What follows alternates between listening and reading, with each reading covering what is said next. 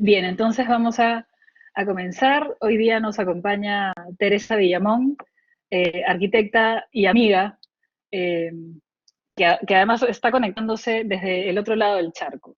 Teresa es arquitecta por la Universidad Ricardo Palma y maestra en artes por la Universidad de Ámsterdam. Se desempeña como arquitecta proyectista independiente, ha enseñado en la Universidad San Martín y en la Universidad de Lima, y ha trabajado también en el Ministerio de Cultura en el Departamento de Patrimonio Construido. Bienvenida, Tere. Muchas gracias por acompañarnos hoy día. Hola Ángeles, hola chicos, ¿qué tal? Gracias por la invitación. Para mí es súper divertido, es la palabra, para mí es súper divertido eh, dedicarme todavía, así sea de lejos, a la docencia en Perú. Me encanta, me divierte, me hace estudiar, me pone presión para no dejar de leer, investigar. Así que muchas gracias por la oportunidad que me dan de ser su profesora hoy día. Así que hoy vamos a hablar de una catedral. Cuando Ángeles me propuso hablar del gótico y tomar un tema, hay muchísimas catedrales góticas, sobre todo en el norte de Italia, perdón, en el norte de Europa. Hay algunas como la Catedral de Milán en Italia, gótica también, pero la mayor parte de catedrales que vamos a encontrar están en Alemania y en Francia, que son los dos primeros lugares de Europa donde el gótico primero empieza en Francia y luego se empieza a expandir y se arraiga a las creencias y las culturas locales, ¿no? Más allá del Renacimiento, que vemos que en Italia nunca dejó de pervivir esa sensación de que habían sido el Imperio Romano y en algún momento debían de volver a ello, ¿no? Que luego lo vamos a ver en el Renacimiento, luego ustedes lo van a ver en el Renacimiento. Sin embargo, en Francia y en Alemania, este estilo, el gótico, es donde más se va a arraigar. Y un ejemplo, quizás por la atención mediática que ha tenido el último año, muy aparte de la pandemia. De hecho, cuando estaba haciendo este ejercicio, me di cuenta que el año pasado hemos tenido pandemia y se quemó Notre Dame, ¿no? Ha sido un año bastante curioso. Y bueno, entonces, esto es un ejemplo fabuloso porque además de la importancia arquitectónica, tiene un arraigo cultural en la mentalidad de las personas. Entonces, es por eso que es tan importante, ¿no? Cuando se quema Notre Dame, en 2 días se llegaron a recolectar 850 millones de euros, solo en 2 días. Y casi todo ese dinero se ha invertido solamente en colocar los andamios para que la catedral no se desestabilice por el techo que se ha quemado y por la flecha que terminó completamente destruida. Entonces, ese es un indicativo clarísimo de la importancia que tiene este edificio en el consciente colectivo de las personas.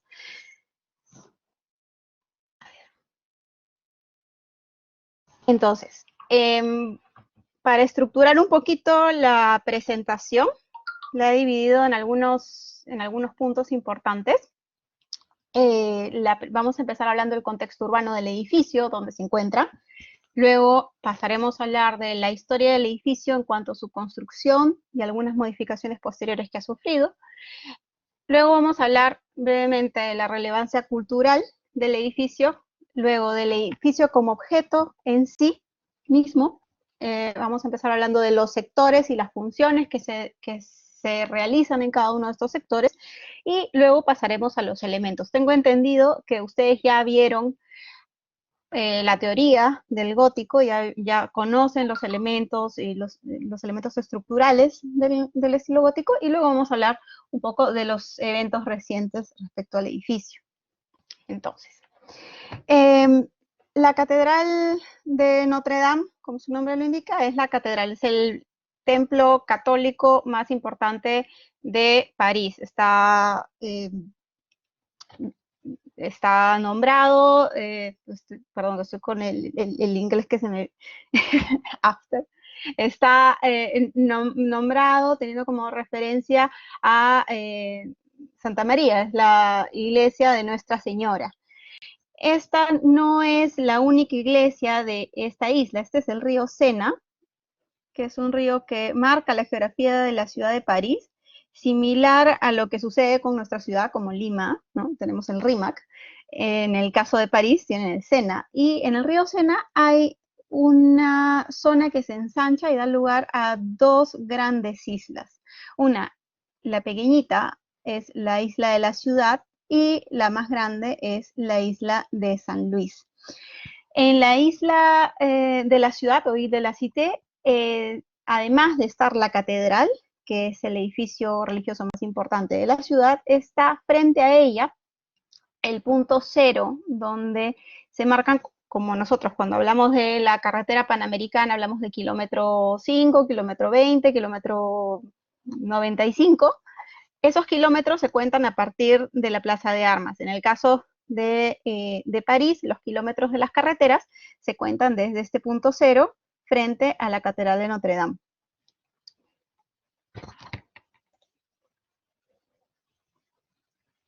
Entonces, aquí vemos un grabado donde aparece la Catedral de Notre Dame y la Sainte-Chapelle, o la Capilla Santa, que es otra de las iglesias que se encuentran, otra de las dos iglesias que se encuentran en la misma isla de la Ciudad. Esto no ha sido siempre así. Voy a pasar un poquito más adelante porque, bueno, esto no ha sido siempre así, sino que antes de la construcción de Notre Dame existía otra iglesia, también llamada Notre Dame, más pequeña, y la catedral de París era la iglesia de Saint-Étienne. Ahora vemos que la iglesia de Saint-Étienne se demuele para dar lugar a esta gran catedral. La antigua catedral también ya se había demolido, persistía solo la de Saint-Étienne, y esta iglesia de Saint-Étienne se convierte, el lugar donde estaba, en la actual Plaza Parvis. Está justo frente a la actual catedral. Detrás de lo que ahora es la Catedral de Notre Dame, existía también otra pequeña iglesia dedicada a San Dionisio, no a San Denis, que actualmente también es una plaza, la Plaza Juan 23. Es decir, esta catedral finalmente viene a reemplazar tres iglesias.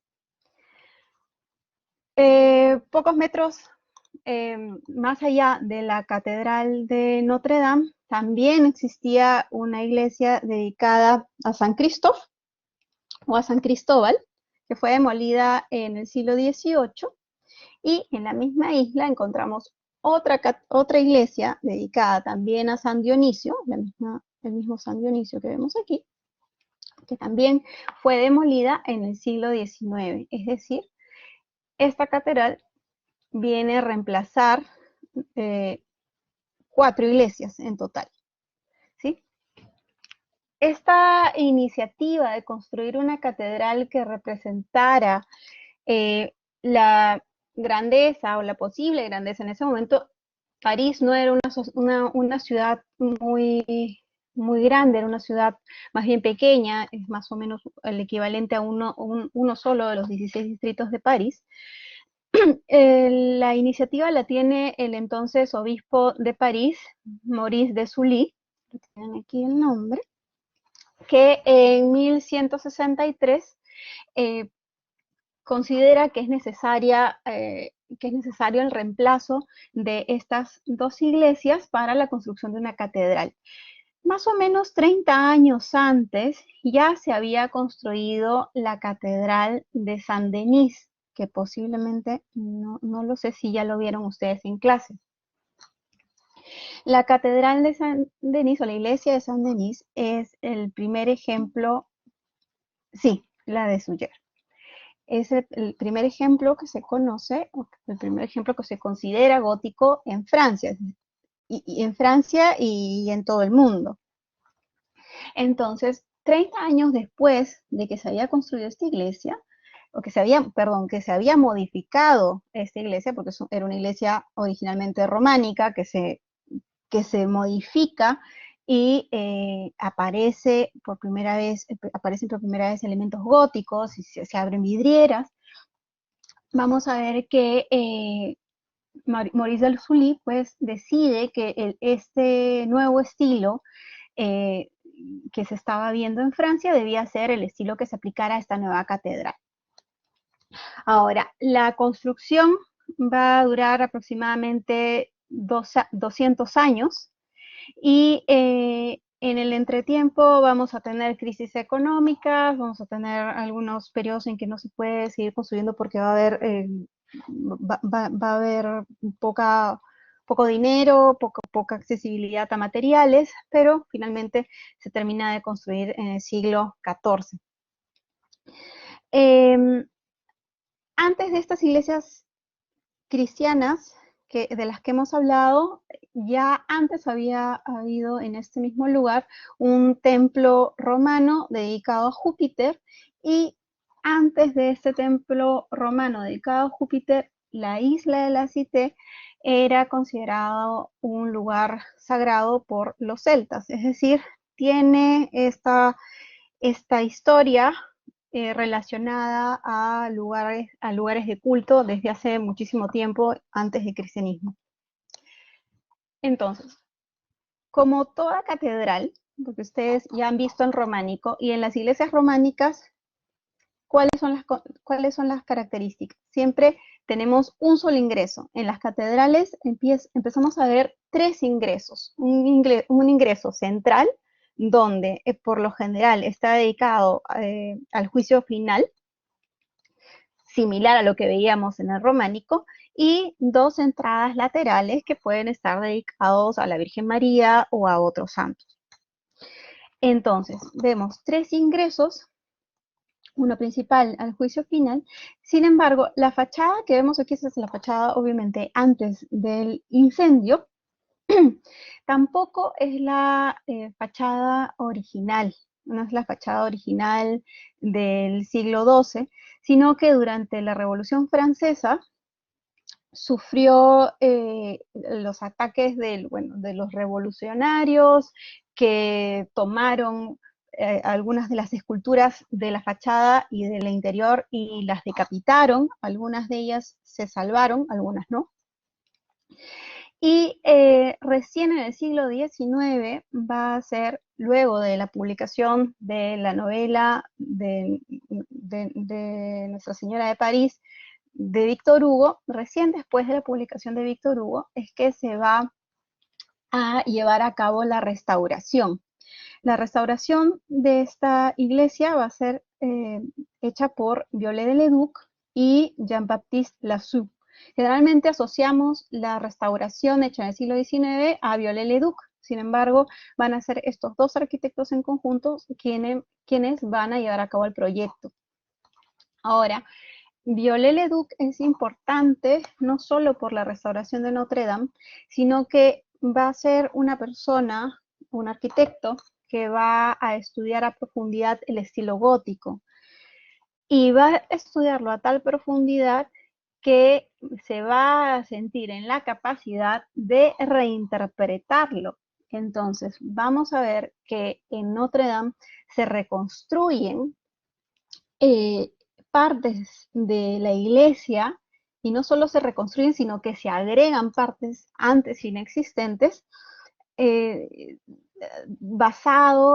basándose Viollet-le-Duc en su propio estudio del estilo gótico. Eso actualmente sería casi imposible, ¿no? Por eso que tenemos la Catedral de Notre Dame actualmente casi un año parada y nadie la restaura. No se sabe todavía exactamente cómo se va a restaurar. Sin embargo, para Viollet-le-Duc era factible la reconstrucción y la reinterpretación de un estilo en el tiempo presente. Y es por eso que a Viollet-le-Duc, ¿me están escuchando? Perdón, que me siento hablando sola. ¿Me escuchan? Sí. Ay, Sí. perfecto. Si tienen alguna pregunta, por favor, me escriben en el chat.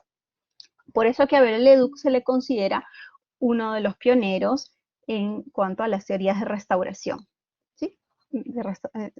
Mucho antes que las cartas de restauración, con las que los restauradores actualmente se rigen y otras teorías mucho más recientes.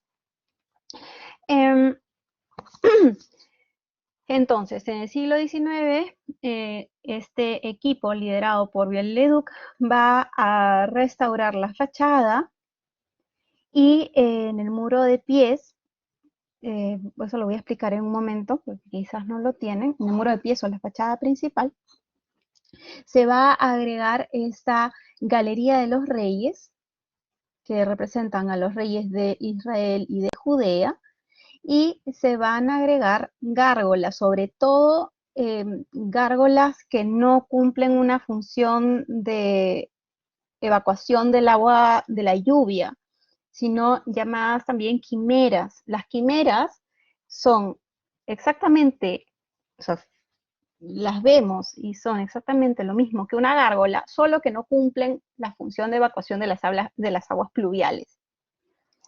Entonces, Viollet-le-Duc va a agregar a esta parte superior gárgolas, por eso que este cuerpo de la fachada se conoce como Galería de las Gárgolas. Luego vamos a ver otro de sus añadidos. Otra de las modificaciones que va a hacer Viollet-le-Duc a la iglesia va a ser el reemplazo de la flecha o de la flecha o de la torre central del crucero. Esta es la torre que se incendió y que ha desaparecido, está completamente destruida. Agrega esta torre o pináculo o flecha al centro y además en la parte inferior de la torre agrega esculturas que representan a los 12 apóstoles. Estas esculturas sí se salvaron del incendio porque 4 días antes del incendio justo las habían sacado para restaurarlas. Por ahí también hubo todo un escándalo porque para poder sacarlas del lugar habían tenido que decapitarlas. En fin, de eso vamos a hablar ya hacia el final de la presentación. Exacto, sí. Bueno, hubo todos los conspiracionistas dijeron, ¿no?, que era un ataque al cristianismo, porque 4 días antes, qué casualidad, habían decapitado a las esculturas, salieron a hablar los restauradores diciendo que no había otra manera de sacarlas, porque si las sacaban directamente de la cabeza se iban a romper, entonces tenían que acceder a la estructura central de cada escultura para poder engancharlas a esa estructura interna de cada escultura y por ahí sacarlas con grúa. Y luego ya se le había, sí, y luego ya se le habían vuelto a colocar las cabezas a las esculturas. Pero por eso mismo fue que se salvaron esas esculturas.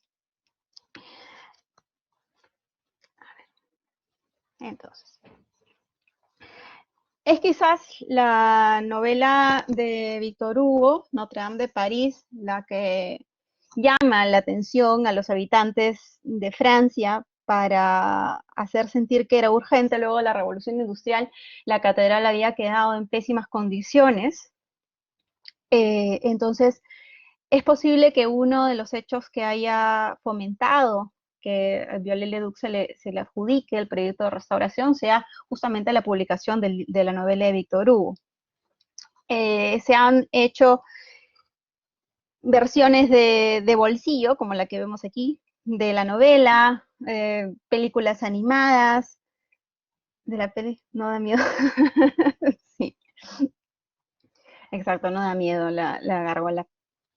Entonces, esta novela de Victor Hugo ha hecho que el edificio quede dentro de la memoria de las personas. Es un edificio que es ampliamente conocido.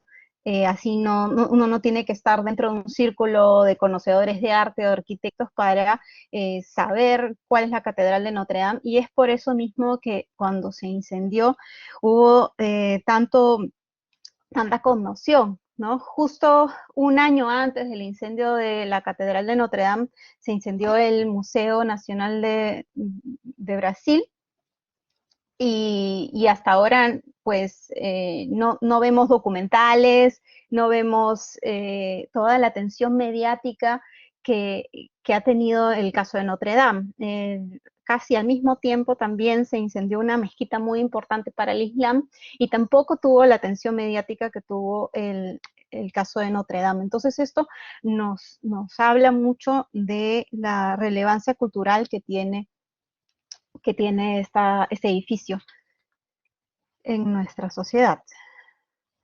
Entonces, volviendo al edificio como objeto, vamos a hablar de los sectores del edificio y de sus funciones.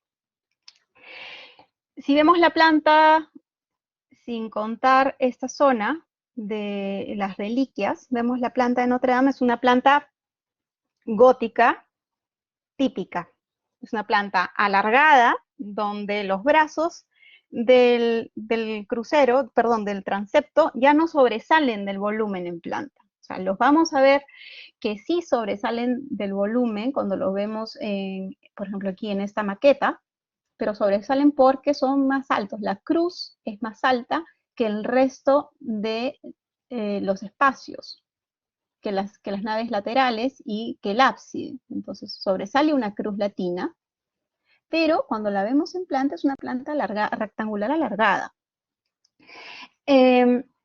Vamos a ver 3 puertas de las que ya hablamos. La puerta central, que es la puerta principal, que está dedicada al juicio final, y las 2 puertas laterales, esta puerta pequeña, que está dedicada a la Virgen María, y esta puerta que está dedicada a la mamá de la Virgen María. Bueno, esto no es una clase de religión, pero bueno,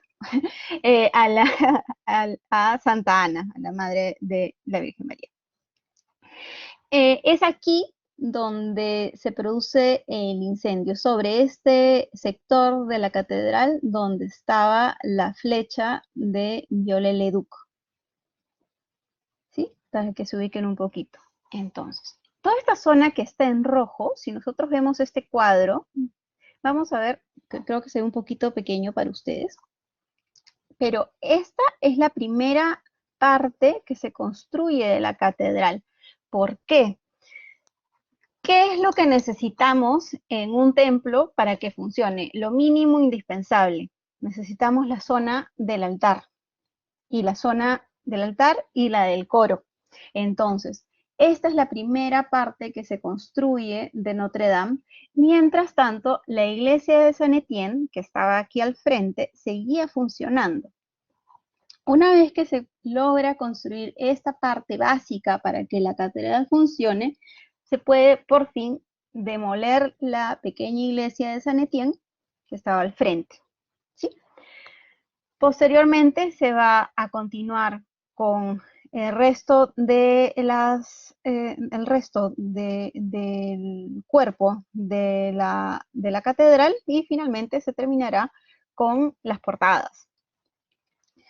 Ahora, vemos que entonces en el gótico la planta se ha hecho alargada, sin embargo seguimos teniendo la misma división que habíamos visto en el románico. Seguimos teniendo una planta longitudinal dividida en naves.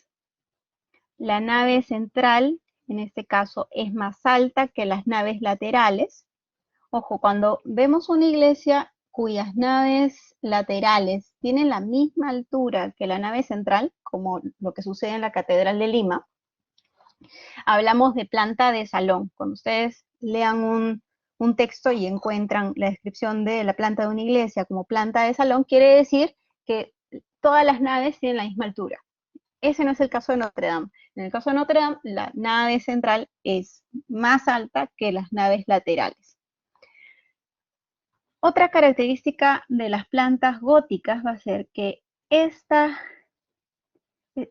hilera de espacios, si ustedes se dan cuenta, estos espacios son los que están delimitados por la planta de los contrafuertes. Entonces, el espacio que queda entre los contrafuertes, que ustedes ya han estudiado la clase pasada, estos espacios se van a utilizar para capillas. Estas capillas, imagínense ustedes nuevamente, van, por ejemplo, están ustedes en el Jirón de la Unión, entran a la iglesia de la Merced, y caminan por una de las naves laterales. A los lados, o si van a la Catedral de Lima, a los lados, ustedes van a ver diferentes pequeñas capillas, por lo general cerradas con rejas. Esto es lo mismo que está sucediendo en esta parte de la iglesia. Son diferentes capillas dedicadas a diferentes santos. Otra característica de las plantas góticas va a ser que ahora no vamos a tener un solo deambulatorio o girola, sino que vamos a tener doble girola.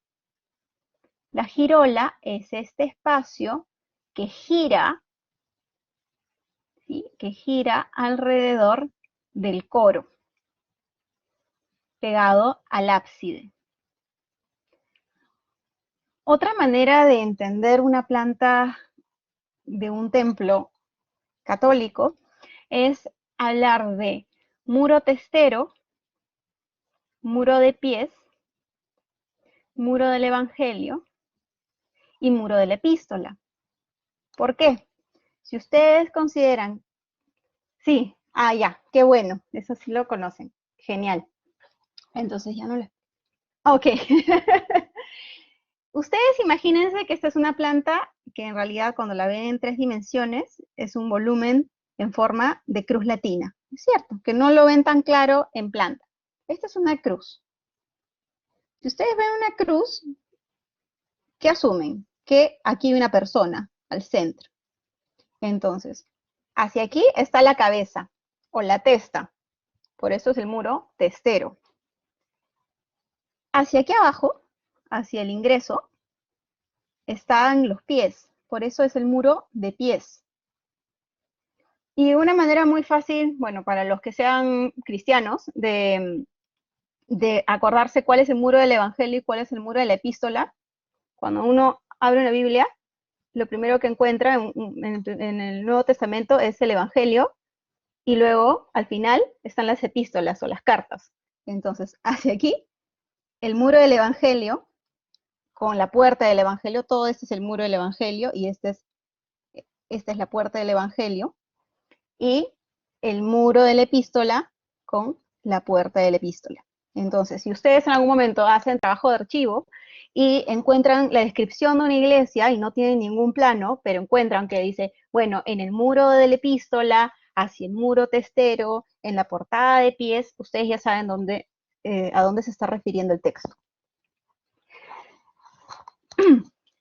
Otro elemento interesante de la planta, además de la doble girola, es que vamos a tener que la iglesia, esta ubicación, sí no es completamente exacta, pero lo que se intentó fue, y que sucede en muchos templos cristianos, que luego del cisma de la iglesia vamos a tener la división entre católicos y ortodoxos, pero desde antes del cisma de la iglesia vamos a ver que los templos por lo general se orientaban con el ábside hacia el este o hacia donde sale el sol y el muro de los pies hacia el oeste o hacia donde se oculta el sol. ¿Sí? Entonces la primera parte que recibe el sol es la parte más importante de la iglesia, que es el ábside con el coro, con el altar. Ahora, toda esta zona en rojo se llama presbiterio. El presbiterio, entonces, generalmente está dividido del resto de las naves por 3 escalones. En este caso, tenemos que el coro inicialmente estaba antes del altar. Posteriormente, se mueve el altar que estaba detrás del coro para tener una relación más directa con los fieles. Esto recién fue en el siglo XX, ¿sí? Y se coloca el altar hacia los fieles para tener un contacto más directo y el coro queda intacto. Esto es similar a lo que nosotros vemos, si alguno de ustedes ha ido al Cusco cuando hizo su viaje de promoción, uno entra a la Catedral del Cusco y lo primero que ve es el coro de la iglesia, ¿sí? El coro está más cerca de los fieles que el altar. Entonces, la doble girola está planteada desde el inicio de la construcción de Notre Dame. Sin embargo, al inicio, estos contrafuertes que sobresalían del volumen estaban planteados de esta manera, sin estas capillas. Luego, el proyecto de Viollet-le-Duc amplía esta zona, digamos, no se mueven los contrafuertes, sino que se utiliza el espacio que estaba quedando entre los contrafuertes del ábside para utilizarlo también como capillas. Esta zona que ustedes ven, además, anexa a la catedral, está destinada a guardar reliquias. Si ustedes ya han estudiado las iglesias de peregrinación, entonces esta también se convierte en una iglesia de peregrinación, puesto que guarda reliquias de San Dionisio y algunas otras reliquias que posteriormente en el siglo XX se van a colocar sobre la flecha. Lamentablemente esas reliquias se han perdido. Estas reliquias se colocaban en la parte superior de la flecha, dentro de una escultura en forma de gallo, y aquí estaban fragmentos de la corona de espinas, supuestamente originales, de Jesucristo, fragmentos también de San Dionisio y de Santa Genoveva. Entonces, estas eran las reliquias que guardaba esta catedral. Entonces, volviendo a el ábside. Este es el nivel superior del ábside. Aquí estamos dando la vuelta al ábside, pero no en la primera planta, sino en la parte superior. ¿Cómo se llama esta parte superior de las iglesias? ¿Quién recuerda? Esta parte se llama la tribuna. Esta parte se llama la tribuna, porque si ustedes recuerdan, cuando se empiezan a construir iglesias de peregrinación ya desde el románico, había tanta gente que necesitaba ir a la iglesia porque hacían la peregrinación al camino, hacían el camino de Santiago, iban peregrinando, es decir, iban visitando diferentes lugares considerados santos que contenían reliquias de santos, de mártires de la iglesia. Entonces había tantas personas que necesitaron hacer un nivel superior. Es como cuando en una casa necesitan más espacio porque quizás hay más hijos o alguien se muda, entonces necesitan hacer un nivel exacto, como el palco. Entonces, si hace un nivel superior, es por eso que ustedes cuando ven iglesias de peregrinación, y también lo ven aquí en Notre Dame, aquí aparecen estas escaleritas. Estas escaleritas me permiten a mí, como peregrino, entrar por una de las puertas laterales. No voy a entrar por la puerta del juicio final, voy a entrar por una de las puertas laterales para no interrumpir el rito, y voy a deambular por todo este borde, visitando cada una de las capillas, y luego que he rezado en cada una de estas capillas, voy a subir a la tribuna, o este nivel superior, a escuchar la misa, sin interrumpir lo que está sucediendo aquí al centro. Entonces, seguimos hablando de que Notre Dame es una catedral gótica, ¿sí? ¿Esto qué quiere decir? Que vamos a encontrar elementos característicos del gótico como los arcos ojivales, como los contrafuertes, como los pináculos, como los arbotantes, o también llamados arcos rampantes. Y esta es una especie de esqueleto externo que está permitiendo que los muros de las iglesias, como ustedes ya bien saben, ya no necesiten ser extremadamente macizos. Ya la iglesia no se sostiene, la estructura no depende de la cantidad de masa que tiene, ¿sí? Sino que es una manera, la estructura gótica tiene una manera de que las cargas que van en horizontal en el románico, ahora se destinen casi absolutamente de manera vertical. Y esto gracias a estas formas apuntadas. Esa parte creo que ustedes ya la tienen clara. Si no la tienen clara, me avisan en el chat y les explico.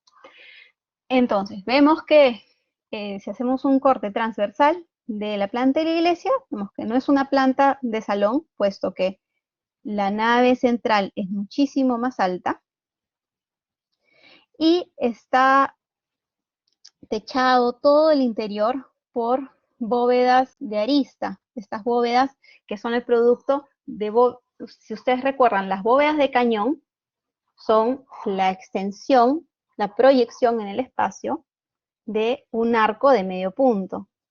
En el caso del gótico, imagínense que estas bóvedas de cañón no parten de un arco de medio punto, sino de un arco apuntado, un arco ojival. Se proyectan en el espacio y estas dos se cruzan formando una cruz. Esa es la bóveda de arista. Entonces, todas estas bóvedas que ustedes ven aquí, cortadas, son arcos, están hechas de piedra. Y sobre estas estructuras de piedra tenemos techumbres de madera. Esta es la techumbre de madera de la nave central que se quemó.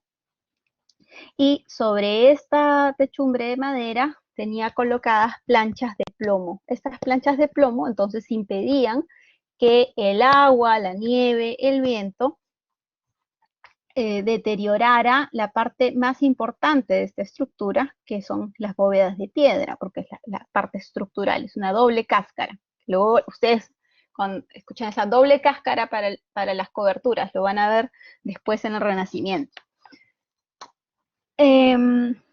Entonces aquí tenemos los arbotantes o los arcos rampantes que están llevando estos esfuerzos horizontales de la nave central hacia los contrafuertes, y para darle aún más estabilidad vamos a tener aquí a los lados los pináculos.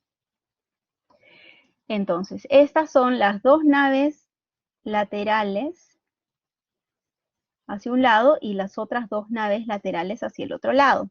Esta tercera nave que ustedes ven aquí a cada lado, entonces, ¿qué serían? Serían las capillas laterales que vimos hace un rato en la planta. Y este espacio que ustedes ven aquí es la tribuna de la que estábamos hablando hace un momento. Entonces, esta tribuna está rodeando también toda la parte alta de la catedral. Entonces, cuando ustedes estudiaban las iglesias paleocristianas, veían que en la parte superior, gracias a esta diferencia de altura entre la nave central y las naves laterales, podía entrar la luz. Y todas estas ventanas altas, reciben el nombre de claristorio. Pero aquí también vamos a ver aberturas hacia el interior, pero que no dan directamente hacia el exterior, hacia la luz. Toda esta superficie de la tribuna hacia la nave central recibirá el nombre de triforio. ¿Sí? Aquí para que quede un poquito más claro. Entonces, este no es el corte de Notre Dame, es un corte, sí, exacto. Claristorio es la parte más alta y triforio es toda la superficie que da hacia la tribuna, que conecta la tribuna con la nave central.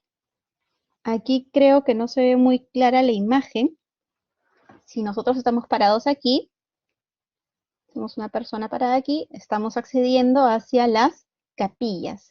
En el segundo nivel vemos estas dos columnas con tres aberturas, que se llama, ¿cómo se llama todo este cuerpo? Triforio. Y en la parte superior vemos estos ventanales con decoración compuesta de vidrios de colores y tracería llamada claristorio. Ahora, salimos de la catedral, nos paramos al frente, ¿y qué es lo que estamos viendo? Estamos viendo tres niveles principales de fachada, pero si nosotros la queremos, exacto, sí, el triforio es solo de la tribuna. El triforio está debajo del claristorio. El claristorio también lo teníamos en las iglesias paleocristianas, por ejemplo, cuando veíamos la nave central era más alta que las naves laterales y eso permitía que entrara la luz.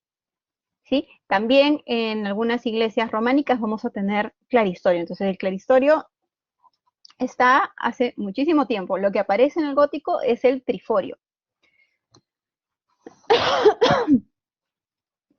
Si nosotros queremos dividir esta fachada horizontalmente, la podemos dividir. Aquí está dividida en niveles, pero también podemos hablar de cuerpos. Cuando nosotros dividimos una fachada en cuerpos, estamos hablando de cuerpos horizontales. La podemos dividir en cuerpos y podemos dividirla incluso en 5 cuerpos. Un cuerpo primero, donde están los 3 ingresos, al centro el ingreso principal o puerta del juicio final, y a los lados la puerta de la Virgen y la puerta de Santa Ana. Ahora, aquí estamos viendo algo que ya habían ustedes visto en el románico, las arquivoltas, o esta sucesión de arcos, pero ahora no son arcos de medio punto, sino son arcos ojivales.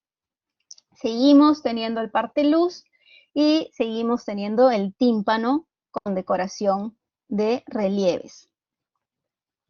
En el segundo cuerpo tenemos la Galería de los Reyes, de la que ya hablamos. En el tercer cuerpo tenemos el elemento principal del rosetón. En el caso del rosetón de la fachada principal de Notre Dame, delante de este rosetón también hay una escultura de Viollet-le-Duc de la Virgen con el Niño. Un cuarto cuerpo en la Galería de las Gárgolas, de la que ya hablamos, que la mayoría de gárgolas que vemos ahí en realidad no son gárgolas, sino quimeras, que son elementos escultóricos que no tienen la función de desagüe, ¿no? De botar el agua que se acumula en la parte superior de la iglesia con la lluvia, sino son meramente decorativos. Y algo de lo que su compañera habló es de que si la gárgola daba miedo. En verdad, las gárgolas y las quimeras tenían esa función de dar miedo. Daban miedo porque estaban protegiendo el templo. Y estos elementos escultóricos que protegen edificios se han visto desde siempre. Los han visto ustedes con la Galería de las Esfinges en Egipto. Las esfinges, antes de llegar nosotros al templo, protegiendo el templo, con los toros alados en Mesopotamia, protegiendo también los palacios. Y aquí en los templos cristianos del gótico encontramos a las gárgolas, que supuestamente se despertaban en la noche, ¿no? Se despertaban en la noche, donde eran más activas para espantar a los malos espíritus, para que no entren en la iglesia. Y en el nivel superior, en el quinto cuerpo, encontramos las torres. Aquí tenemos un detalle de la Galería de los Reyes. Estas esculturas de la Galería de los Reyes son esculturas del siglo XIX, en realidad, no son originales, puesto que esta fue la zona más afectada durante la Revolución Francesa. También esta escultura frente, creo que luego tenemos una foto, a ver si aquí tengo una foto más cercana, bueno, lo vamos a ver en un ratito. Sí, lo vamos a ver más adelante, del rosetón y la escultura de Viollet-le-Duc delante del rosetón. Entonces, aquí estamos delante de la arquivolta de la puerta del juicio final. ¿Qué estamos viendo? Estamos viendo entonces una sucesión de arcos ojivales. ¿Y qué están haciendo estos arcos ojivales? En realidad están haciendo algo similar a lo que pasaba con las arquivoltas en el románico. Están haciendo que esta entrada pequeñita parezca más grande. Está jerarquizando esta abertura. ¿Sí? Si bien ahora, gracias al sistema constructivo del gótico, ya no necesitamos que los muros sean más gruesos, sin embargo, esto es un elemento que va a persistir en el gótico respecto al románico. Otro elemento que persiste aquí respecto al románico es el parteluz, o este elemento que parte la luz, ¿no? Que nos hace sentir que es un solo ingreso, pero en realidad son dos ingresos. Entonces así no perdemos tanta masa, no retiramos tanta masa del muro al abrir este elemento. Ahora, estamos hablando del gótico respecto al románico. En el románico también teníamos elementos escultóricos en las arquivoltas. Sin embargo, aquí vemos que las esculturas románicas adquieren mucho más volumen. Son esculturas no de bulto redondo todavía, puesto que no las podemos rodear completamente, pero sí aparecen mucho más separadas, casi son esculturas de medio bulto, es decir, están casi adosadas a la superficie del muro, respecto a las esculturas que veíamos en el románico.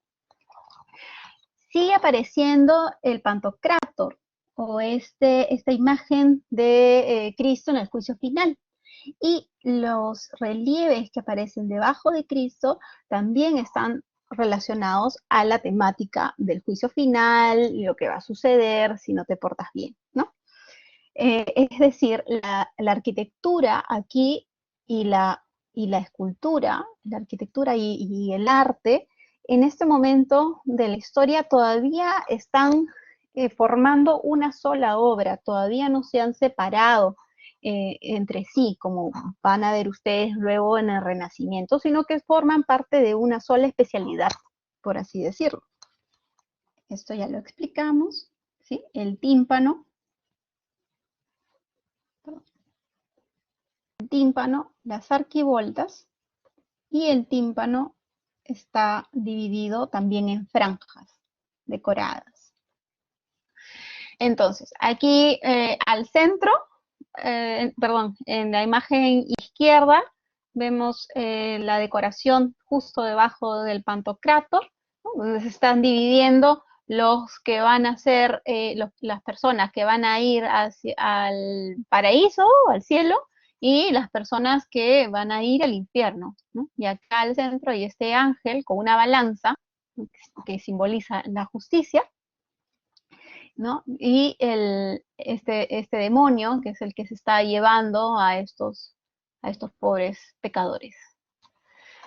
Entonces vemos aquí en la imagen de la derecha una de las esculturas de bulto de la portada, en este caso sobre el parte luz. Entonces vemos que a diferencia de las esculturas románicas, aparece una escultura con mucho más volumen, una escultura de medio bulto, que se separa mucho más de la estructura del muro, que cobra mucho más vida.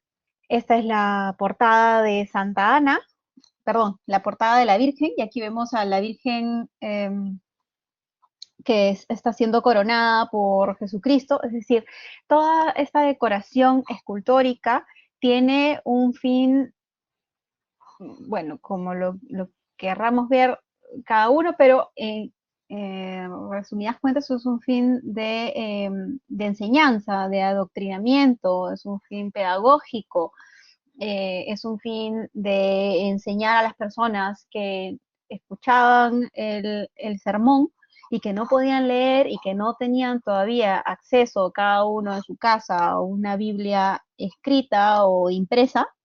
Estábamos todavía lejos de aquellas posibilidades, de reconocer lo que había escuchado dentro de la iglesia en la misma arquitectura de la iglesia.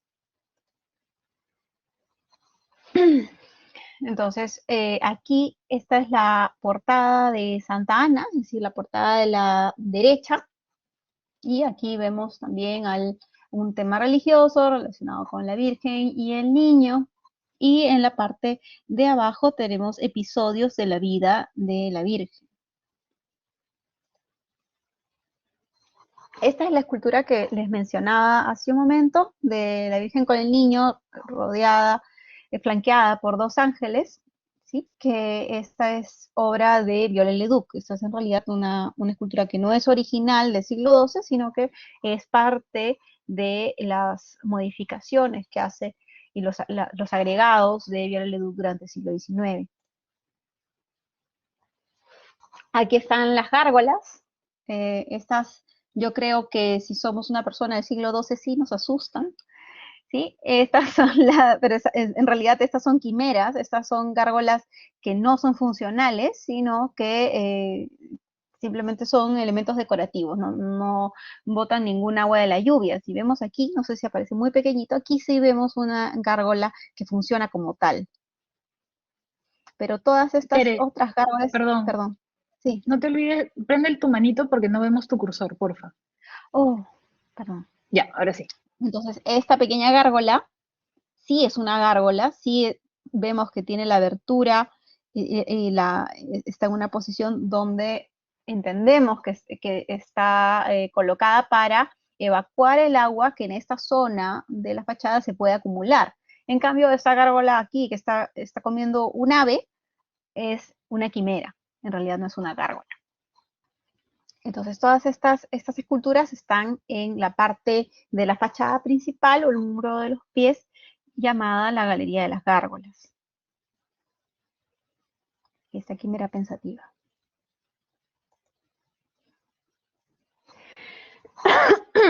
El ábside. Entonces, cuando ustedes veían el ábside de los templos románicos, veían un muro circular, ¿no? Que nos recordaba a aquel ábside que también ustedes veían en los templos paleocristianos, que también veían ustedes en algunas de las basílicas romanas, ¿no? Este muro semicircular techado con un ábside o una media cúpula, ¿sí? Entonces, finalmente, todo el muro, el muro testero lleva el mismo nombre del tipo de cúpula o de bóveda de cuarto de esfera que se solía colocar en esta zona. Entonces, este es el ábside y aquí en el ábside vemos los arcos rampantes o arbotantes que también están llevando las cargas horizontales hacia los contrafuertes y que están estabilizados con los pináculos. Entonces, esta manera de estructurar las catedrales hace que sea una especie de esqueleto externo, ¿no? Casi parece un insecto. Es alucinante porque a primera vista uno a veces no entiende, es como una maraña de estructuras y que cuando uno va viendo, poco a poco va entendiendo la lógica.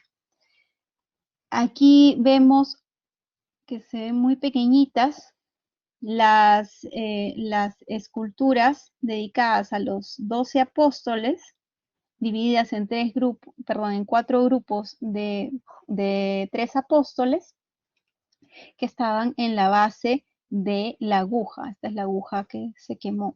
Esta es una foto antes del incendio, obviamente.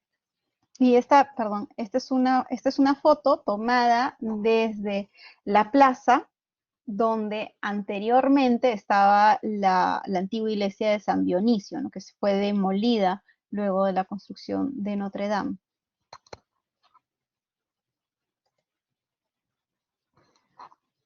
Aquí hay otra vista del ábside y en esta vista, que está más cercana, podemos ver los gabletes. Estos gabletes son elementos decorativos que se asemejan, a ver, ¿a qué se asemejan? ¿Alguien se acuerda?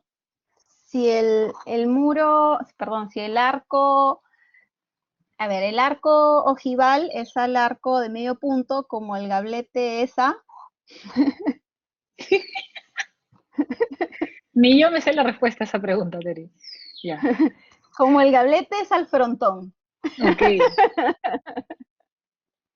El ¿Sí? frontón Entonces, del templo griego, ¿no? del O del frontón templo del clásico. templo griego, sí, del templo romano.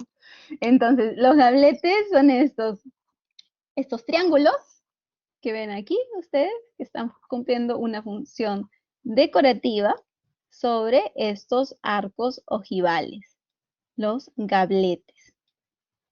Y que en este caso están decorados con esta técnica de filigrana en piedra, ¿no? Esta técnica llamada tracería, que es que con pequeñas piezas de piedra formamos estos diseños que por lo general evocan formas de flores y que también encontramos la tracería en los rosetones y en las vidrieras, dividiendo los espacios de las vidrieras, dividiendo la vidriera en espacios para colocar los vidrios.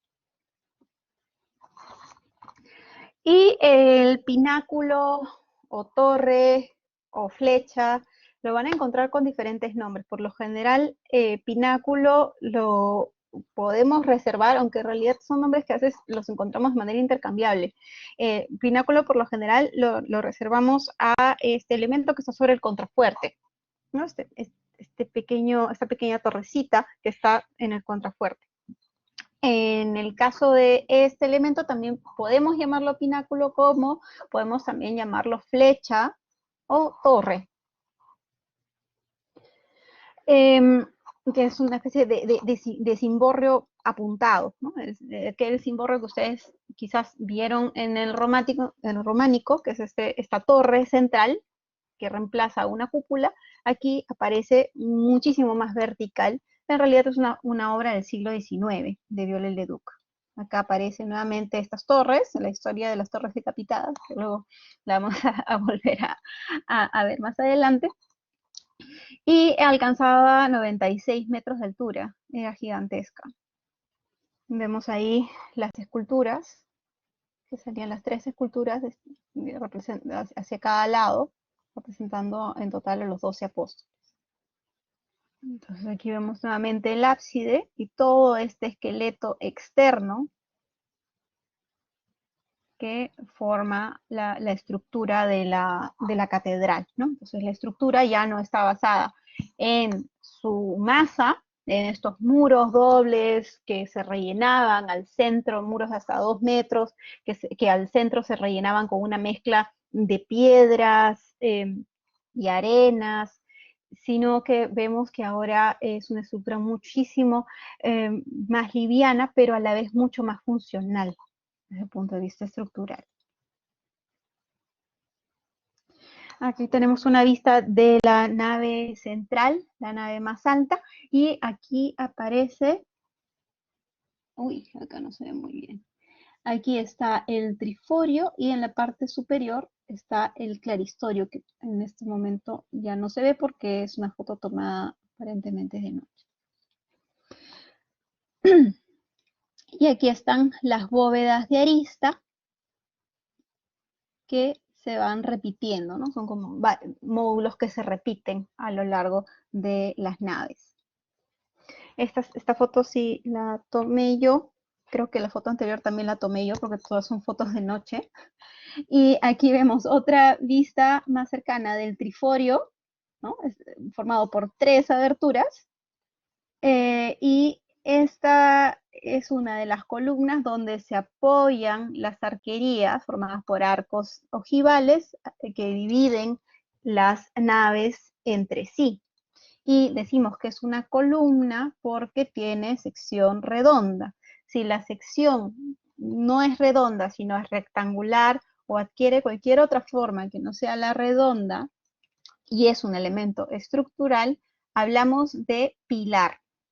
Sin embargo, acá podemos hablar de una columna porque encontramos la sección circular. Y vemos que estamos en el gótico, hemos perdido los órdenes clásicos. Este es un capitel que no corresponde a ninguno de los órdenes clásicos que habían ustedes visto en Grecia y en Roma. Aquí tenemos otra vista del triforio y en realidad ahora viendo este triforio, esta manera de colocar una abertura más grande flanqueada por 2 aberturas más pequeñas, este es un tipo de arco que vamos a ver recuperado en el Renacimiento, o sea, desde Roma, pero en Roma lo vamos a encontrar en arco de medio punto, y en el Renacimiento se recupera, y lo recupera un arquitecto llamado Serlio, y por eso que se va a llamar la serliana, se va a conocer como arco serliano, que va a ser muy usado por Palladio, sobre todo en la Basílica Paladiana, pero eso lo van a ver en Historia 2, no lo van a ver este ciclo, pero ahora viendo esta imagen, veo la correspondencia entre el gótico y la tradición romana, ¿no? No se ha perdido por completo. Esta es una fotografía de una de estas capillas laterales que podemos ver desde las naves laterales, ¿no? Por donde estamos deambulando y luego vamos a dar vuelta por el ábside, por la girola, ¿no? Todo este espacio que nos va llevando hacia diferentes capillas. Y por lo general encontramos una reja o una cancela que nos divide, en la nave lateral de la capilla. Entonces, esta es una manera de trabajar el espacio de los interiores de la iglesia que vamos a ver también en iglesias que tenemos cercanas en Lima, ¿no? Iglesias de planta gótico-isabelina que, que encontramos en nuestro medio, que tienen esta particularidad también, ¿no? De tener las capillas, las capillas laterales. Las vidrieras, ya hablamos un poquito de las vidrieras y del uso de la tracería de piedra, esta manera de trabajar la piedra como si fuera una filigrana a partir de pequeños pedazos de piedra que se van uniendo y que van formando estos diseños, ¿no? Que quedan como espacios para la decoración con historias, generalmente historias relacionadas a la religión, a través de vidrios de colores.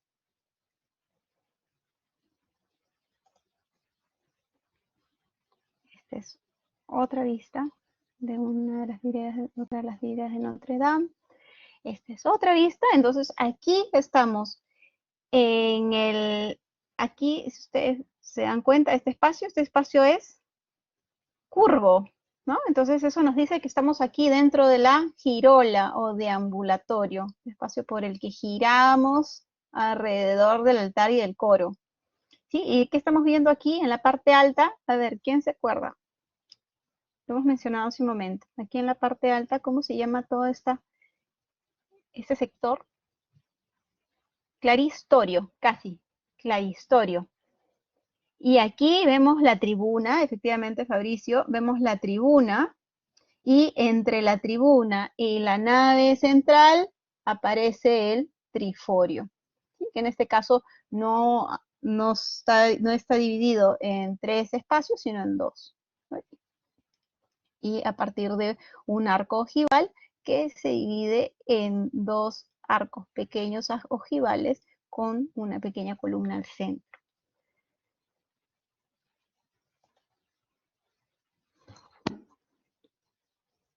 Aquí tenemos otro ejemplo de vitrales o vidrieras.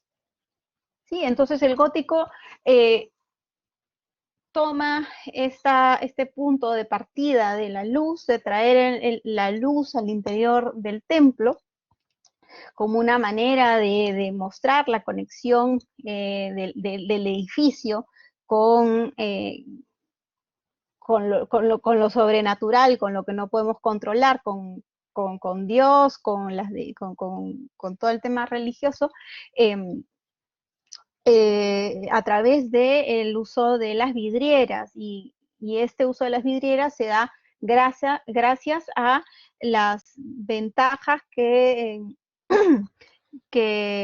trae el uso de los arbotantes, nuevamente de los arbotantes o arcos rampantes, de los pináculos, los contrafuertes, ahora hacia el exterior del templo, ya no pegados a la nave central, como veíamos en la mayoría de templos románicos, sino ahora se pueden separar los contrafuertes de la nave central. Entonces queda como una estructura externa que sostiene este objeto interior que es el templo en sí mismo.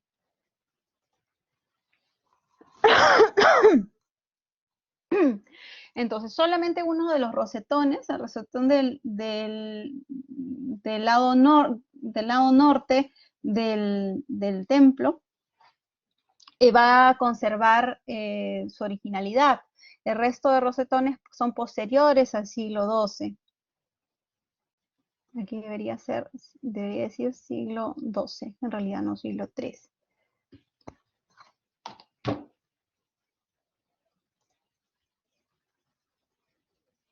Aquí vemos otra vista de este rosetón que, como veíamos en la diapositiva anterior, la tracería está organizada a partir del número 8, es decir, esta pequeña flor que vemos al centro tiene 8 pétalos, y a partir de estos 8 pétalos es que se va haciendo una repetición circular a partir de ese número 8. En el rosetón que está justo al frente, en el rosetón sur, sucede lo mismo, pero a partir del número 2.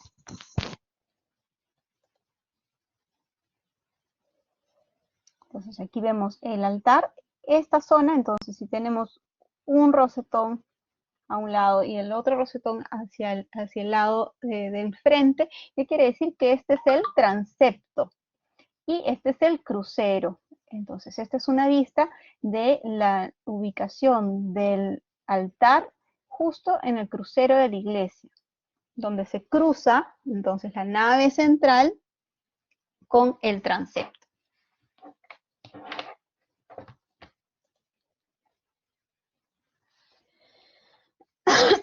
Entonces aquí vemos otra vista del rosetón, ahora el rosetón sur, que está frente al rosetón que vimos hace un momento, ¿sí? Y vemos entonces el altar justo en el crucero. Detrás de este altar está la zona del coro, o la sillería. Son dos cuerpos longitudinales, uno frente al otro, digamos, dos hileras de sillas, donde se sentaban los miembros del coro. Vemos las arquerías apoyadas sobre columnas, estas columnas que vimos hace un momento en detalle, que no tienen ya capiteles clásicos, y estos arcos que forman la arquería son arcos ojivales, o también llamados arcos apuntados. Sobre esta arquería vemos este segundo cuerpo del que ya hablamos, que es el triforio, y sobre este triforio vemos el claristorio, o también llamado cuerpo de luces, que en realidad tiene quizás más lógica en español, ya entenderlo como cuerpo de luces, es por donde entra la luz a la nave central.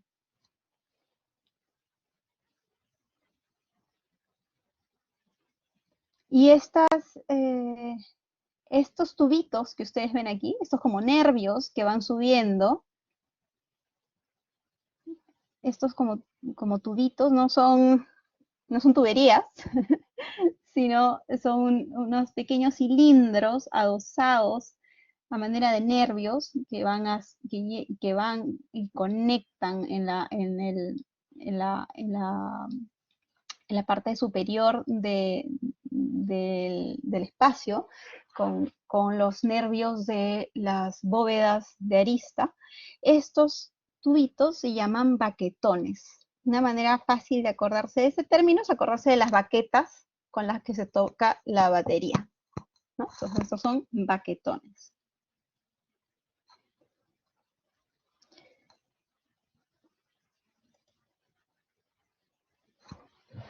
Y volviendo no ha sido en el 2020, sino ha sido en el 2019.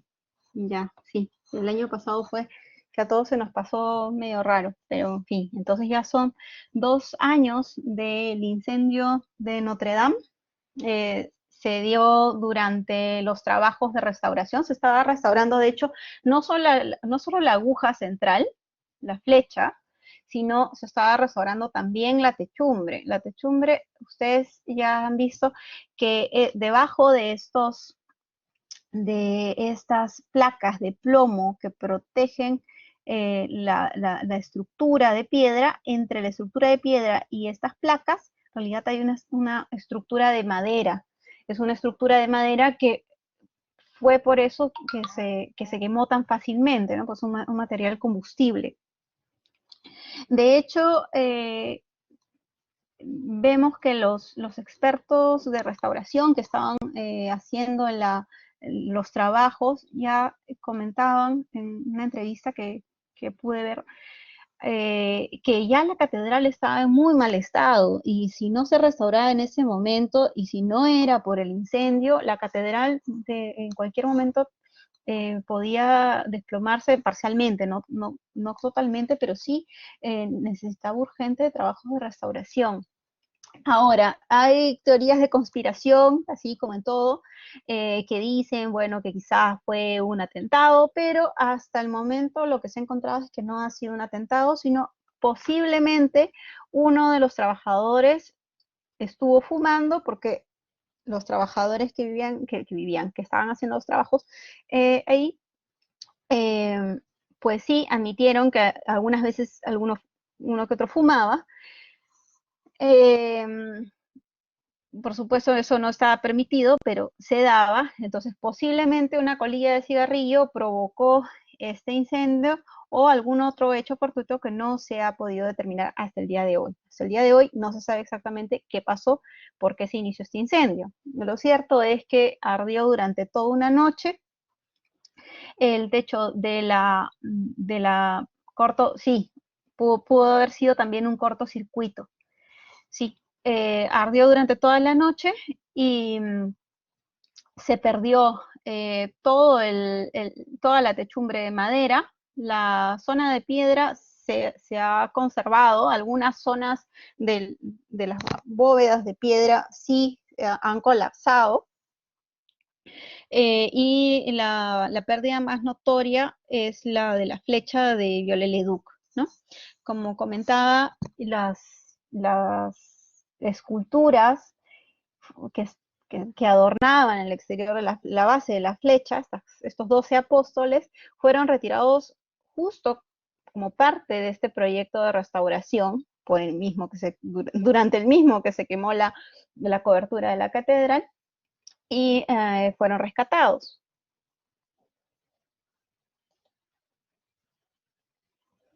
Entonces, toda esta zona que está marcada en rojo ha sido la zona destruida, puesto que debajo de estas placas de plomo estaba toda la estructura de madera, ¿no? Manera de cimbras de madera. Ustedes han seguramente podido ver, esto ya no lo he incluido, de los innumerables proyectos de personas, ¿no? que hicieron fotomontajes intentando proponer algo para Notre Dame, pero lo cierto es que hasta el momento no hay un proyecto claro, aprobado, un proyecto real, aprobado por el gobierno francés para la restauración de Notre Dame. Algunas personas del gobierno están a favor de la reconstrucción de Notre Dame tal y como era. Sin embargo, al ser patrimonio de la UNESCO, la reconstrucción no estaría permitida, se arriesgaría a que Notre Dame pierda esa condición, lo cual en realidad es discutible, ¿no? Por eso nos podemos sentar un día a discutir si sería posible que se reconstruya o no, si la autenticidad del monumento prevalecería luego de una reconstrucción. Sin embargo, lo cierto es que la Catedral de Notre Dame fue incluida dentro de la lista de Patrimonio Mundial UNESCO luego de la intervención de Viollet-le-Duc, que también podríamos decir que no respetó la autenticidad del edificio del siglo XII por completo, digamos. Viollet-le-Duc era un estudioso del estilo gótico, había profundizado en su estudio, sin embargo, no podemos decir que se respetó la autenticidad del edificio del siglo XII. Entonces, eso ya queda a otra discusión. Y finalmente, estas son imágenes del interior del templo, poco después del colapso de la aguja, y vemos cómo es sobre todo la zona central del interior del templo, la zona del crucero, la que ha sido afectada por el colapso de la aguja. Aquí vemos este hoyo en la bóveda del crucero, ¿sí? Y todavía vemos aquí los nervios. ¿Recuerdan ustedes los nervios que son también característicos de las bóvedas del estilo gótico? Bueno, y eso es todo por ahora. No sé si tienen ustedes preguntas. Los baquetones, ¿para qué servían?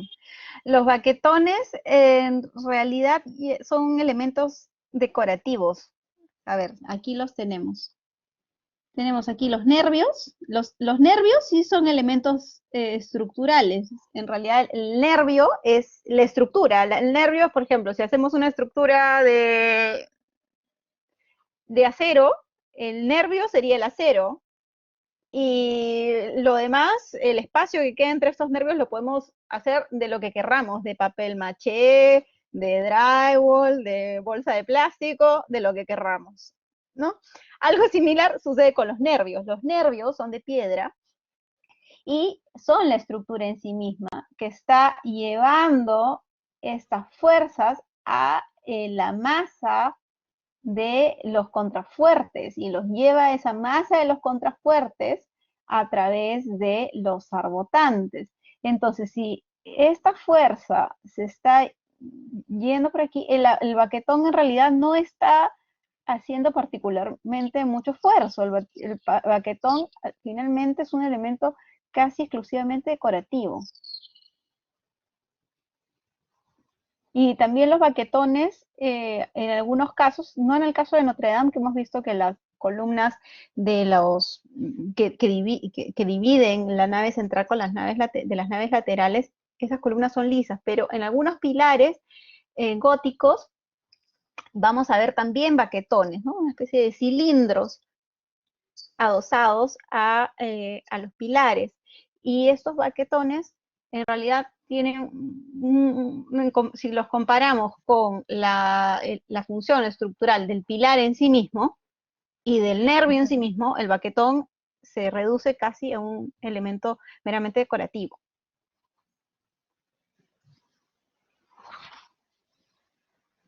Claro, en una columna el baquetón se parece un poco a la estría de la columna clásica, ¿no?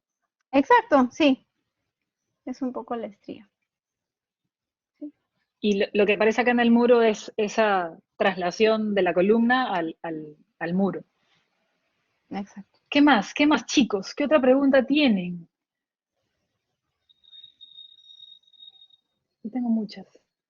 Lo ¿Por que qué la está dando UNESCO el no deja? baquetón en este caso, en realidad es una continuidad visual, ¿no? Del Claro, como techo hacia la diciendo, parte inferior. por acá viaja la carga, ¿no? Como Claro, diciendo, por para que no sea acá, un elemento ajeno, si no sería como que pensé que pones una tapa y no te importa nada más. claro. En cambio, los baquetones lo que están haciendo es esa comunicación entre la nave y la cobertura. Claro, como integrar la escala Está grandota, ¿no? integrando, De la nave exacto. central. Claro. Está integrando el espacio visualmente, ¿sí?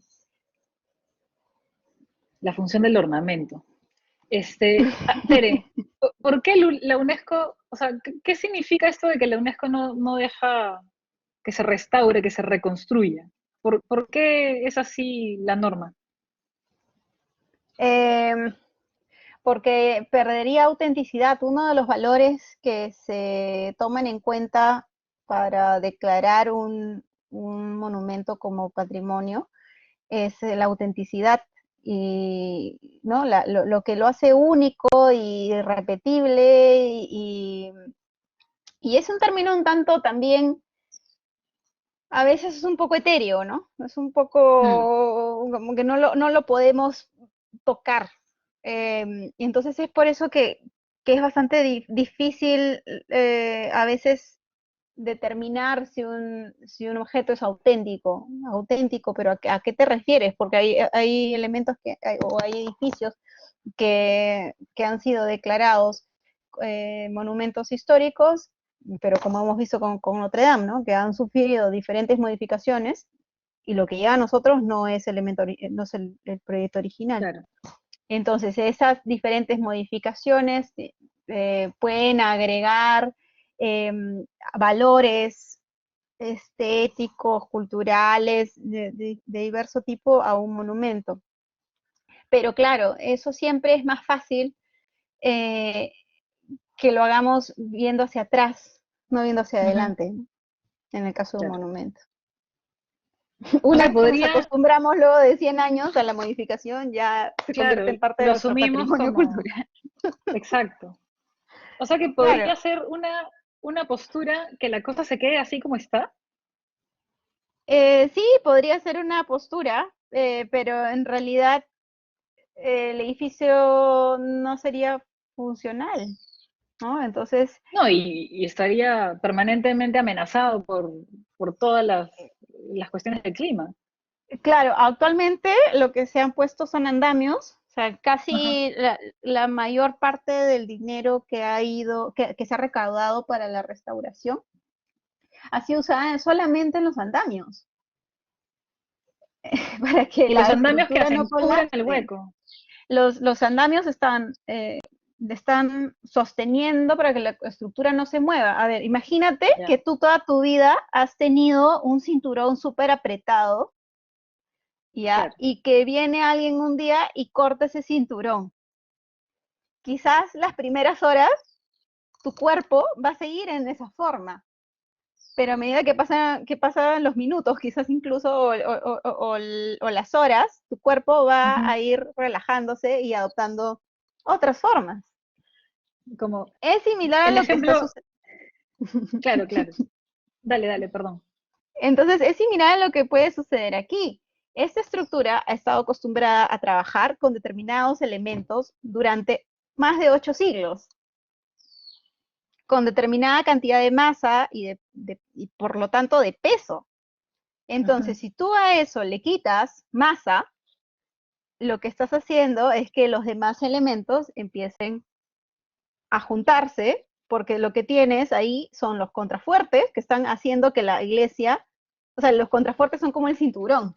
Los contrafuertes están haciendo que las cargas horizontales se controlen y se conviertan en ujú. verticales. Si tú le quitas ese cinturón, ¿qué va a suceder? Perdón, el cinturón no lo has quitado. Lo que has quitado es el cuerpo mismo. Has quitado la parte Sí, pues, central. Entonces tienes el exacto, cinturón y el cinturón ¿qué va a hacer? Va a apretar más. claro. Entonces la estructura se va a empezar a acercar porque tienes a los Mm. contrafuertes todavía en el mismo sitio. O sea, los andamios están como apoyando, o sea, resistiendo esa fuerza del contrafuerte hacia adentro. Sí, o sea, lo que están haciendo es como una especie de brackets, ¿no? Para que nada se mueva ni para adentro ni para afuera. Ay, no, por Dios, pobrecita. Ya. Entonces, esa situación no es sostenible en el Mm, tiempo. Además, el edificio, como está ahora, no puede funcionar. Entonces, si tú tienes un edificio al que no le puedes dar uso, eso también va en contra de cualquier teoría de restauración contemporánea, que lo primero que te dice es que tienes que mantener vivo el edificio. claro. Yo me acuerdo una vez estuve en una clase de era ingeniero, em, que dedicado a restauración, italiano, ahora no me acuerdo su nombre, y que decía, eh, la restauración a veces es como, por ejemplo, si yo a medida que me vuelvo viejo, tengo una pierna que no me funciona bien, ¿qué voy a preferir? ¿Tomar una muleta, un bastón, o cortarme la pierna y ponerme una nueva? Mejor tomo un bastón, ¿no? Hago una mínima intervención para que yo siga funcionando. Claro. Entonces, posiblemente eso sea lo que vaya a suceder con Notre Dame, que haya una intervención que modifique mínimamente lo que ha pervivido del edificio, que es la mayor parte del edificio, con el Ujú. objetivo de que el edificio siga funcionando. Más allá de eso, hablar de una reconstrucción ya me parece bastante difícil Ya. de que suceda. Claro, son envergaduras de obra diferentes, ¿no? En escala, en grados de intervención, digamos. Sí, sí, en grados de intervención y en tema de discusión académica, política, Mm. porque es un edificio que cualquier intervención va a ser motivo de discusión en todos los niveles, ¿no? O Polémica, sea, debate, claro, de todas maneras. polémica. Entonces, yo creo que lo que puede suceder ahí es eso, ¿no? Que hagan la mínima intervención para Lo que el mínimo. edificio siga funcionando y no pelearse con nadie. Bien. A ver, chicos, no sé si tienen alguna otra pregunta, alguna otra cosa que quieran decir, comentar. Parece que no.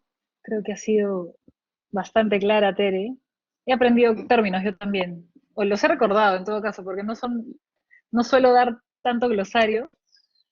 No vimos No las vimos las cabezas cabezas decapitadas, dice decapitadas. Rosa. ¡Oh! Ay, no las incluí. A ver, dime. Ahorita las va a buscar, seguramente. Son los 12 apóstoles. A ver, si alguien las quiere buscar ahorita también, bienvenido. A ver. Coloquen en Google esculturas Notre Dame, 12 apóstoles, aguja. Ya bueno, les estoy mostrando, se ve pues al apóstol sin cabeza y la grúa lo está sacando de... ¡Uy, qué Exacto. Eso terrible! Dramático. fue súper controversial, ¿no? Porque justo después, 4 días después, incendio. Entonces era como, sí, que esto ha sido manipulado por terroristas y tal, pero en realidad Claro, no, no. es una imagen un poco fuerte, ¿no? Es bastante fuerte, claro, Para un bastante cristiano, fuerte. claro, de hecho. ¿Por qué son verdes, ah? Perdón la ignorancia. Porque son de bronce y estaban todas llenas, de hecho las sacaron para limpiarlas, porque estaban todas llenas de óxido. Es el óxido de ese metal. Sí, sí, sí. Ajá, sí. Chévere. Entonces las sacan para limpiarlas, pero el interior es de hierro, entonces el interior es más resistente que el exterior. Entonces, si tú la sacas del exterior, o sea, cargas esa cabeza tal cual, perdón, esa escultura, la sacas de la cabeza o la sacas de cualquier otra parte del cuerpo, lo que vas a hacer es deformar la escultura, la vas a chancar. Claro. Entonces, lo que hicieron fue sacar las cabezas, cortarlas y ir hacia la estructura interior de hierro, y cogerlas desde esa, engancharlas desde esa estructura interior. Entonces así no había Claro. riesgo de que el exterior se deformara. Qué loco todo lo que le ha pasado a esta catedral hoy. Y así, seguramente todas las catedrales góticas de Europa tienen una historia así de profunda y así de Y la loca, ¿no? catedral, De la hecho, catedral de Colonia se terminó de construir, creo, en el siglo XIX, si no me equivoco. Y de hecho hubieron problemas porque ya no tenían la misma cantera de piedra, entonces la piedra nueva tenía otras características otro que la piedra color. antigua, o sea, otras características físicas de resistencia. Ah, Sí, bien interesante. Bueno, sí, no es sé. divertido Sí. navegar por ahí. Bien. Bueno, yo creo que los chicos, no sé si, creo que ya no van a hacer más preguntas, están ahí como seguramente sorprendidos por la historia, seguramente todos van a ver el jorobado hoy en la tarde, acompañando un poquito. Yo sí, de todas maneras la voy a ver en estos días, porque hace tiempo no la veo. Muchísimas gracias, Tere. Ha sido un Gracias a viaje ti. divertido, como siempre, contigo. Muy lindo. Gracias chicos por la atención, gracias Ángeles por la invitación y cuando quieran, para mí es un gusto. Ya coordinamos para el 21-1. Sí. Nos vemos. Buen día. Chao, Tere, gracias. Chao, Cuídate. chao.